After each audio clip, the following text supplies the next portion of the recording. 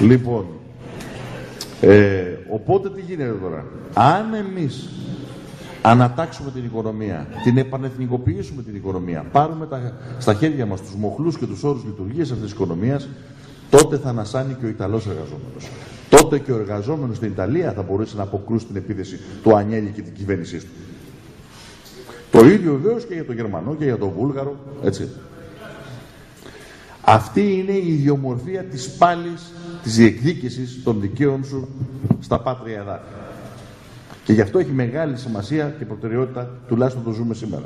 Και δεν είναι τυχαίο ότι αντίστοιχα κινήματα στην Ιταλία, που αυτή τη στιγμή πραγματικά παίρνουν διαστάσεις, πώς να το πούμε έτσι, κοσμοχαλασιάς, αναζητούν ανάλογες κινηματικές εκφράσεις σε άλλες χώρες, ώστε να δουν και να συγκεντρώσουν ανάλογη εμπειρία κτλ. Και μέσα από αυτό να σας πω και κάτι άλλο. Μπορούμε να φτιάξουμε και την Ευρώπη που ονειρευόμαστε. Των εξαγερμένων λαών. Των λαών δηλαδή που απαιτούν τις δικές τους χώρες, τις δικές τους πατρίδες. Αυτή είναι μια ωραία Ευρώπη, την οποία μπορούμε να την οραματιστούμε, όπως παλιά οι δικοί μας προτεργάτες της Επανάστασης οραματίζονταν μια ενωμένη Βαλκανική, έτσι. Λοιπόν, από εκεί και πέρα τώρα, έχουμε μπροστά μας μια κατάσταση όπου πραγματικά προσπαθούν να βυθίσουν την ελληνική κοινωνία στην απελπισία. Κυριολεκτικά στην απελπισία. Και μέσα από την απελπισία να της πούν, κάτσε και περίμενε, θα με ψηφίσει όταν σου πω εγώ. Και βεβαίως συναντάμε αυτό το πράγμα που συναντάμε όλοι μας. Σε όλες τις εκδηλώσεις που γίνονται στο ΕΠΑΜ, σε κάθε εκδήλωση που πηγαίνουμε στην κοινωνία, τι σου λέει? Θα κάνεις κόμμα, σε ψηφίζω. Πέρα από όλα τα άλλα που λέμε και καλά τα λέμε και όλες αυτές τις ανατάξεις, είναι κραυγή απελπισίας της κοινωνίας αυτό το πράγμα. Αν το κάτσουμε και το αντιληφθούμε. Φαντάσου πού τον έχουν οδηγήσει το μέσο Έλληνα. Να θεωρεί ότι αν κάνουμε εμείς μια προσπάθεια να... Θα μου πείτε εντάξει, 360.000 ψυχές έχει η Ισλανδία περίπου. Είναι πιο εύκολο. Κουταμάρες. Δεν είναι πιο εύκολο. Όσο πιο μικρή είναι η κοινωνία, τόσο πιο δύσκολο. Γιατί είναι... Το ξέρουμε άλλωστε για την επαρχία. Αλλά θα μπορούσαμε να το κάνουμε με μια συγκεκριμένη μεθοδολογία κι εμείς. Στο βαθμό που το εμπλέκεται μεγάλη μάζα κόσμου και μπορεί να ζυμωθεί αυτό, θα μπορούν να ζυμωθούν και αυτά τα προτάγματα. Να τους μάθουμε πώς γίνεται όχι να τους μάθουμε εμείς, τι είμαστε εμείς δάσκαλοι, να μάθουμε όλοι μας τι σημαίνει και πώς ζυμώνεται η πραγματική δημοκρατία μέσα από τις μάζες. Όχι σε θεωρητικά σχήματα που είναι μπενάκης βγενάκης για τον κόσμο. Ούτε σε αυτά σε σύνθετες θεωρίες που πάλι είναι μπενάκης βγενάκης, που τις καταλαβαίνουν αυτοί που έχουν την παιδεία ή αν θέλετε τη διαδρομή. Την κατάλληλη, και αυτό δεν είναι και πολύ συζητήσιμο, αλλά όπως το καταλαβαίνει ο απλός κόσμος. Στο πετσί του, σε καθημερινή βάση. Και πόσο απέχει, αν το καταθώσει αυτό, από το να πάρουν αυτές οι συνελεύσεις ή αυτές οι λαϊκές πρωτοβουλίες στα χέρια τους τις τοπικές υποθέσεις σε κάθε περιοχή, και τότε πόσο απέχει αυτό από το να καταλυθεί η επίσημη πολιτική εξουσία και να αντικατασταθεί από μια νέα. Θέλω να πω δηλαδή, τι έχουμε να χάσουμε στο κατορροφής. Ίσα ίσα, ναι, με μια διαφορά. Η εναλλακτική να χάσουμε τη ζωή μας. Ή να μετατραπούμε σε μια μειοψηφία που μπορεί να τα λέει καλά, αλλά είναι στο περιθώριο. Όπως πολλοί άλλοι. Για εμάς μας ενδιαφέρει με το λαό, μέσα στο λαό, για το λαό. Δεν δημιουργηθήκαμε για να λέμε σωστά πράγματα από το περιθώριο.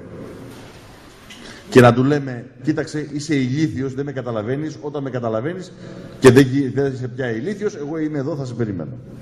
Δεν κινείται έτσι η κοινωνία.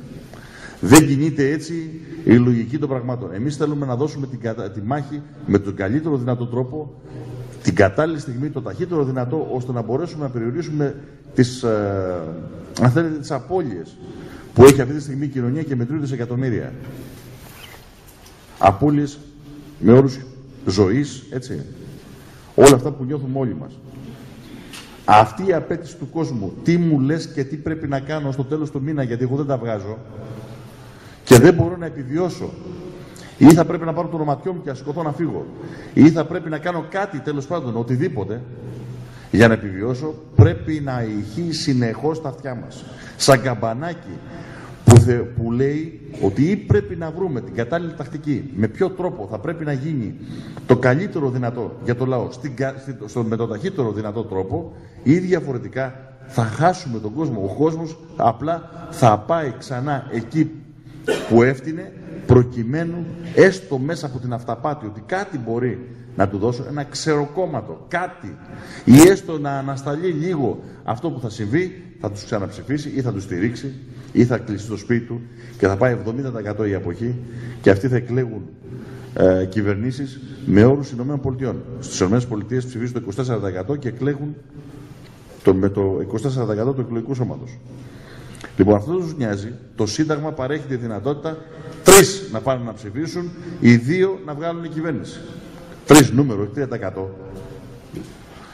Γι' αυτό αυτή είναι η σκέψη. Και με αυτόν τον προβληματισμό θα πρέπει να σκεφτούμε και τώρα μπροστά στο συνέδριο με ποιο τρόπο μπορούμε να το κάνουμε, με ποιους όρους, να το κατανοήσουμε και αντίστοιχα να προσαρμόσουμε τις δυνάμεις, οργανωμένες δυνάμεις και την επιρροή που έχει το ΕΠΑΜ σε αυτήν ακριβώς τη δράση. Δεν αλλάζει τίποτα ως προς τα προτάγματα, όπως καταλαβαίνετε. Είναι η τακτική που πρέπει να υλοποιήσει τα προτάγματα που πρέπει να σκεφτούμε στις σημερινές συνθήκες. Παίρνοντας υπόψη το σε ποια συγκυρία βρισκόμαστε. Είναι πολύ θεμητό, και με αυτό το θέλω να τελειώσω. Στη συγκεκριμένη συγκυρία βρισκόμαστε σε μια κατάσταση όπου ή θα σε συντρίψει ολοκληρωτικά ή θα μπορεί να σου δώσει τη δυνατότητα να βγεις μπροστά ως λαϊκό κίνημα. Όμως το ΕΠΑΜ ακόμη δεν εκφράζει τη μεγάλη πλειοψηφία του ελληνικού λαού. Εντάξει, μπορεί, ακόμη λέω, σε 2-3 εβδομάδες μπορεί να το εκφράζει. Αλλά λέω, ακόμη δεν το εκφράζει. Οπότε πρέπει να εμπλακούμε με το λαό το ταχύτερο δυνατό με τον τρόπο που εκφράζεται και εκδηλώνεται ο λαός. Γιατί υποτίθεται ότι είμαστε παλαϊκό μέτωπο. Και πρέπει να επιβεβαιώσουμε αυτό που είμαστε. Άρα δεν μπορούμε να διαφορούμε σε αυτό που σου λέει ο λαός ή που σου χτυπάει το καμπανάκι.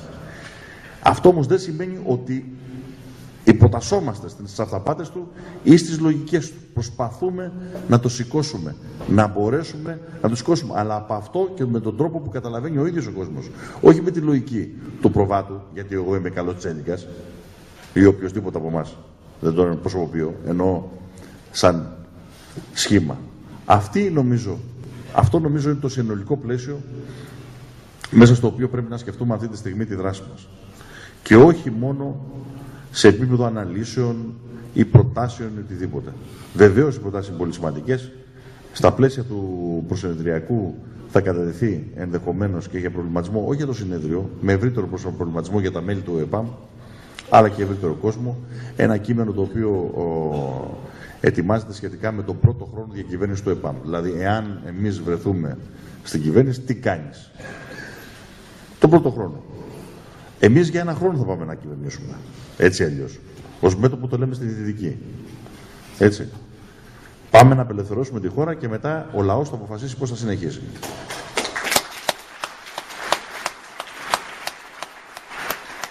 Αυτό τον πρώτο χρόνο που φανταζόμαστε ότι θα πρέπει το ΕΠΑΜ να σηκώσει το βάρος, το λαϊκό κίνημα που πρέπει να εκφραστεί, θα τον περιγράψουμε πολύ συγκεκριμένα. Τι μπορούμε να κάνουμε, ποια είναι τα μέτρα, πώς ποσοτικοποιημένα εκφράζονται, ποια είναι τα βήματα, με ποιον τρόπο και πώς ολοκληρώνεται με επιτυχία αυτός ο πρώτος χρόνος, ώστε να δοθεί η δυνατότητα του στο λαό με τους νέους συνταγματικούς κανόνες που θα παραχθούν από την από την συντακτική εθνοσυνέλευση, να προχωρήσει από εκεί και πέρα σε καλύτερες βάσεις και με πλήρη συνείδηση των συμφερόντων του. Αυτό το πράγμα θα το βγάλουμε. Όπως επίσης ξέρω ότι συγκροτούνται, καλό είναι να επιταχυνθούν, το λέμε σε όλους μας, χτυπάμε καμπανάκια σε όλους, να επιταχυνθεί η συγκρότηση των επιστημονικών ΕΠΑΜ, έτσι ώστε να μπορέσουμε να συνεχίσουμε αυτό που λέγαμε ξανά ως επιστήμη ανοικοδόμηση, ώστε να μπορούν να παραχθούν πραγματικά ειδικές προτάσεις για τους ειδικούς σκοπούς. Αλλά εμείς δεν είμαστε κυβερνητικό κόμμα με την έννοια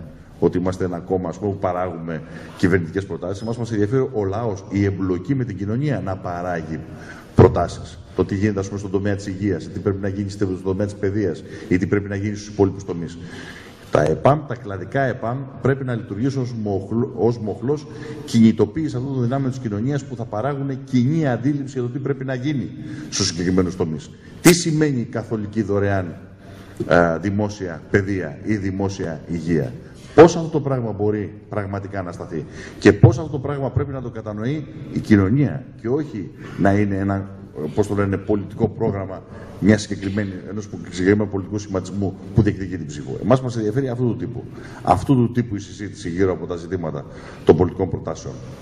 Και με αυτόν τον τρόπο θα πρέπει να επιταχύνουμε, κατά τη γνώμη μου, πρέπει να επιταχύνουμε τη συγκρότηση αυτών των κλαδικών ΕΠΑΜ, ώστε να με πρώτη στο μέλημα ακριβώς αυτό. Ελπίζω, δεν ξέρω, δεν βλέπω τώρα ποιοι από τους νομικούς είναι εδώ, ελπίζω, ναι, εκτός εγώ, ελπίζω πολύ σύντομα, έχω κάνει μια παράκληση στους νομικούς, ρε παιδί μου, δεν ξέρω αν θα... Ελπίζω πολύ σύντομα να είμαστε σε θέση να παρουσιάσουμε το σχέδιο νόμου με βάση το οποίο το λαϊκό κίνημα από τη δεύτερη μέρα αφού κατακτήσει την εξουσία, έτσι, ή με βάση το οποίο θα καθίσει στο σκαμνί όλους τους προδότες υπέτειους και αυτής της τραγωδίας, ένα σχέδιο νόμου το οποίο θα είναι άμεσα εφαρμόσιμο. Όπως επίσης και σε δεύτερη φάση το σχέδιο νόμου που θα επιβάλλει την εθνοσυνέλευση. Δηλαδή με ποιον τρόπο θα διεξαχθεί η συνέλευση, συντακτική συνέλευση που θα παράγει το νέο σύνταγμα, δηλαδή το νέο θεμελιώδη νόμο για τη δημοκρατία σε αυτόν τον τόπο. Ελπίζω πολύ σύντομα, έτσι, για να μπορεί να συζητήσουμε, να το παρουσιάσουν βέβαια άνθρωποι που ξέρουν από αυτά τα πράγματα, που έχουν μια ειδική γνώση και να το συζητήσουμε όχι μόνο μέσα στο ΕΠΑΜ, αλλά και ευρύτερα. Αυτό βεβαίως δεν αφορά το συνέδριο, έτσι, αλλά είναι ένα καθήκον πολύ σημαντικό. Έχει μεγάλη σημασία σε αυτά τα προτάγματα να πείσει στον κόσμο ότι εσύ δεν είναι μια μπαρούφα όπως ήταν το Πασόκ, η δίμευση των περιουσιών αυτών που έκλεψαν το δημόσιο χρήμα. Το θυμόσαστε το 2009 που το έλεγε ο Γιωργάκης. Αλλά ότι υπάρχουν τα εργαλεία, τα επεξεργαζόμαστε, υπάρχουν, είμαστε έτοιμοι. Το θέμα είναι να υπάρχει η κατάλληλη κοινωνικοπολιτική προϋπόθεση που σημαίνει ο λαός στην εξουσία. Ευχαριστώ.